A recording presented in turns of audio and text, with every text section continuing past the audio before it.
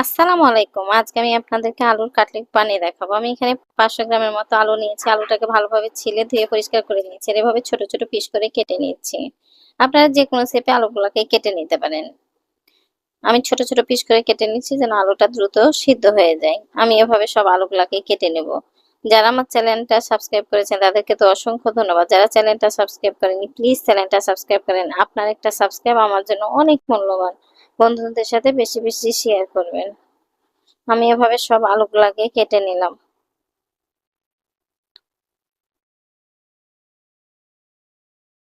আমার সব আলুগুলা কাটা হয়েছে। চুলার উপর একটা প্যান বসিয়ে দিয়ে দিয়েছিলাম পানি। পানিটা ভালোভাবে ফুটে এসেছে তখন আলুগুলাকে দিয়ে দিলাম। অর্থাৎ আমি আলুটাকে ভালোভাবে সিদ্ধ করে নেব। ঢাকনা দিয়ে ঢেকে দিচ্ছি। আমি আলুতে কোনো লবণ বা কোনো মশলা ব্যবহার করিনি। আলুটা ফুটে এসেছে তখন একটা খুন্তি দিয়ে আলুটাকে নেড়ে দিচ্ছি। আর একটু সিদ্ধ হবে আমার আলুটা। আলুটা সিদ্ধ হয়ে গেছে। আমি একটা মিক্সিং বলে উঠিয়ে নিচ্ছি ছাঁকনির মাধ্যমে যেন এক্সট্রা পানিটা ঝরে যায়। আমি এভাবে সব আলুগুলাকে উঠিয়ে নেব।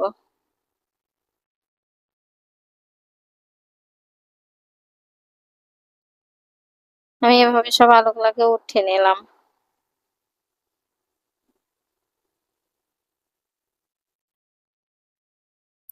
আলুর কাটলেট বানানোটা ভালো লাগলে অবশ্যই লাইক দিবেন আর চ্যানেলটা সাবস্ক্রাইব করে পাশের বেল আইকনটি প্রেস করে রাখবেন, তাহলে নতুন রান্না আপলোড করার সাথে সাথে নোটিফিকেশন চলে যাবে।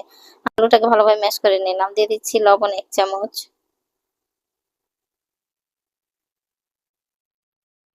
কালো গোলমরিচের গুঁড়া দিলাম 1/2 চামচ। যে যেমন ঝাল খাবেন সে সেভাবে মরিচটা অ্যাড করে নেবেন।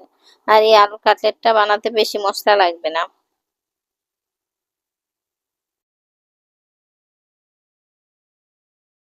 মরিচের গুঁড়া দিলাম 1 চামচ। যে যেমন ঝাল খাবেন সে সেভাবে অ্যাডজাস্ট করে নেবেন।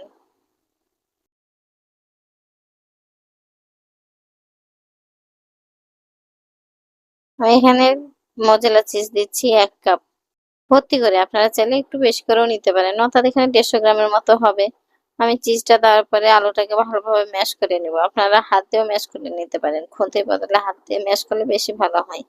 আমি এখানে ধনেপাতা দিয়ে দিচ্ছি। ধনেপাতাটা এভাবে চিকন চিকন করে কেটে নেবেন, তাহলে বেশি ভালো লাগবে খেতে, আবার দেখতেও দারুণ হয়।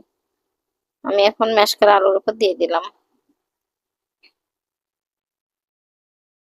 আবারও ভালোভাবে আলুটাকে ম্যাশ করে নিচ্ছি। আর দেখেন মজেলা চিজ দেওয়ার জন্য আমার আলুটা একেবারে আঠালো হয়ে গেছে।